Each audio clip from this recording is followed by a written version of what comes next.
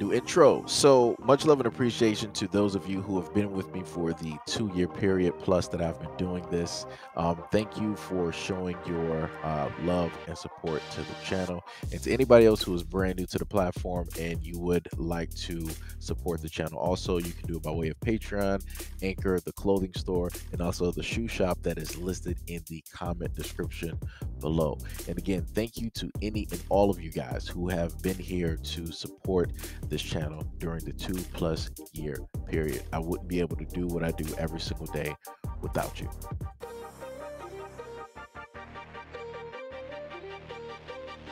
Grant Williams was arrested by the NYPD. He was charged and prosecuted by the Richmond County District's Attorney's Office. A Staten Island jury convicted him of murder, and he then spent 23 years in prison, all over a murder that he did not commit. On Thursday, his conviction was vacated. After a recent inquiry into a 1996 murder of Shadell Lewis by the Conviction Integrity Review Unit, DA Michael McMahon vacated the faulty conviction. William has been out on parole since 2019. Integral to the government about the face of the late admission that myriad credibility witnesses testified to Williams' innocence. Quote, 13 witnesses we developed in total that were in favor, even an alibi witness and a confirmation on the alibi witness as well. Those witnesses were discounted by Staten Island's longest serving district attorney, William L. Murphy. Also important to the sentence being vacated was the discovery that Williams was originally identified as a suspect by procedures that are not aligned with modern investigatory techniques. These methods, the new DA stated, were not sufficient to provide fair and impartial justice. Quote, a resignation of this case by my office Conviction Integrity Review Unit uncovered new evidence showing that Mr. Grant Williams could not have committed the murder a Staten Island jury convicted him of carrying out back in 1997. The overwhelming amount of exculpatory evidence present for the first time in this review, as well as the totality of the investigation circumstances in this case, which in several instances defy what we now accept as best practices. We now believe that Mr. Williams to actually be innocent and concluded that our justice system failed him. Accordingly, we are consenting to the vacating of his conviction and the dismissal of this case. In May of 2017, the long road to freedom and vindication began when Williams' attorney, Irving Cohen, requested a conviction review of the case by presenting new evidence that eventually put the lie to the original identification of his client as the shooter. Quote, I believe that once police obtain an identification, they stopped investigating. The miscarriage of justice is the first time that the Staten Island officials have admitted fault in such a manner. Quote, this is Grant's moment. I want to be very, very clear about that. But it's also Staten Island's moment because this is the first time in the history of Staten Island's criminal justice system that a look back was taken and injustice was done. Mr. Williams says that for his part, that he doesn't harbor any ill will towards those who wronged him and hopes to spend the rest of his life helping others who are wrongfully convicted gain their freedom as well. I just want to say much love and appreciation to Mr. Grant Williams. I am sorry that such a horrible injustice took place and that you had to spend 23 years of your life wrongfully convicted, made out to be a criminal, made out to be a murderer, and that you had so much of your life basically stolen, which you could have, found a purpose. You could have, changed the community. You could have done so many wondrous things, but all of that was halted because of the system of supremacy that we live in and how it is that they wish to always portray black men in a negative light, that they always want to pin these crimes on a black man and then allow the actual perpetrator of these crimes to escape. I'm sorry for the fact that they used you. I'm sorry for the fact that you had to more than likely go through and witness a lot of horrors behind bars. Things that you can probably never get rid of, that you can never unsee. I'm sorry that you missed out on family, on friends, on celebrations, on graduations, on the changes that took place during that 23 years. But I'm happy that you are out. I'm happy that you are alive.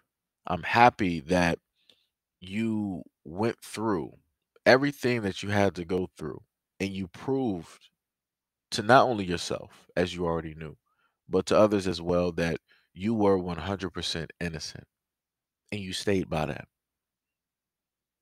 And, I just hope that, the lawyers that you have will sue that state for everything. You were locked up for 23 years, you deserve $23 million. I know that a dollar amount cannot change everything that you have had to go through physically and mentally while you were locked up behind bars, but hopefully that will at least be a start, and that will be something that you could also use towards what you stated at the end of the article that you wanted to do. That you stated that you didn't harbor any type of ill will or feelings towards those who put you behind bars, but you wanted to use this as a teaching lesson, and you wanted to use your knowledge and everything that you've been through in order to help other men who are wrongfully convicted, who are behind bars, gain their freedom that was once stolen from them, as it was with you. I commend you for the outlook that you have, for the bravery that you have, and I wish you the best, and I hope that any endeavors that you uh you know hope to go for, that you are 1,000% successful, and I hope you always overshoot the goal every single time. But to anybody else who heard this video, to any of my brothers out there who have been wrongfully convicted, either if it was jail or prison or maybe both, like I said, my apologies. I know, me saying sorry in a sense, doesn't mean anything, but it's something. For a lot of these things, I don't even know what to say, because you guys got to deal with a lot of things. You got to deal with trying to, fight for your freedom. You got to deal with trying to fight for your life. You got to deal with, being abused by, COs and other inmates, a variety of other things. And then you also got to deal with friends and family who were once there for you, ended up turning their backs because they hear some type of news, but yet they don't 100% have proof, but they're willing to believe strangers over the person that they actually know. They're willing to turn their backs on you in support of other people of which they don't even know. Like I said, I can never imagine, in a sense, how hurtful that is. I can never imagine the long, cold nights that you had to basically endure, while trying to, fight for everything that you have, or at least a little bit that you have. So, I'm sorry that that happened to you. I wish things could be different. And, maybe one day things can. Maybe one day, black people can actually get together and we can do things for the better. Instead of fighting ourselves, we can actually come together and fight for the people who actually need it.